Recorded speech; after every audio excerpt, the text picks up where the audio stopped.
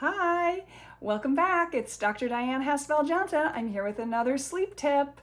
So, have you noticed that when you have insomnia or when you have sleep problems, restless legs or snoring or anxiety at bedtime or anxiety about bedtime, have you noticed that it's really easy to focus on the oh no and oh this isn't going right and all those things? And that is partly because we are conditioned in our brains for our amygdala, our reptile brain, to be more conditioned towards things that put us at risk for our survival, things that have fear and that have anger and things like that, than we are for things that give us relief. And I talk in the free ebook and video that you can get through the link in my profile. I talk about the best time of day and how to shift this in the most effective and efficient way. So be sure to get those, download those, they're free. I think you're gonna like them. There's lots of free sleep tips in there. But you know, it's a really important and interesting thing to notice what we track and how we track it.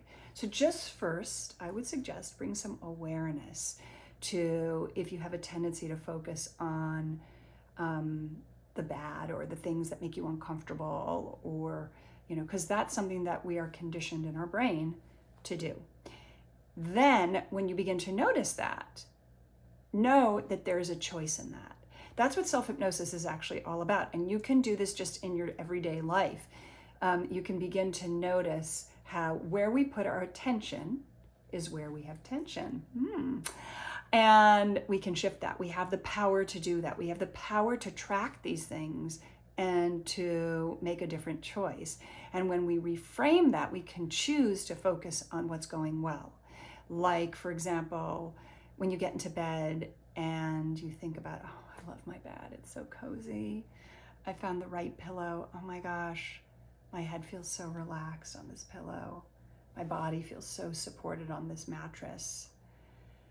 I'm just gonna let myself sink into that. It's so great. I had so many interesting things happen today, and it's wonderful to be able to be resting in bed right now, and it feels so good. And wow, I'm really living my life, you know. And if you have trouble sleeping, if you're having that insomnia, then maybe just think about like all those thoughts that you're having. It's because you're so engaged in your life and you're trying to figure things out. It's like, wow, my life is really interesting to me. And I'm trying to solve this puzzle. I might not want to solve this puzzle right now when I'm trying to go to sleep. But you know what? I love my life. I love solving these puzzles. And you might be like, all right, Diane, at the moment, I don't love that, or I feel depressed, or I feel anxious, or whatever else. But look for, if we feel anxious, underneath that is, why are we anxious? What does it mean that we're afraid? We're afraid of a threat to ourselves. Why would we be afraid of a threat to ourselves if we didn't care about ourselves, if we didn't care about preserving and protecting our lives, right? And it's the same kind of with depression. When we feel really sad about something, we feel rejected or we feel lonely, it's because we do have love in our hearts and we do love other people and we do want to connect with them.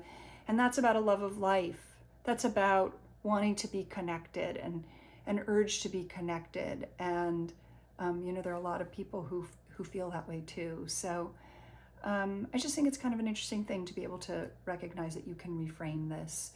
And self-hypnosis is really the way to do it. This is really self-hypnosis I'm talking to you about. You can start doing it right away, and I think it's going to help you to sleep better. So let me know how it goes. I always love to hear, I really do. And be sure to subscribe. You can get more of these great sleep tips and support the channel. Okay? Sweet dreams.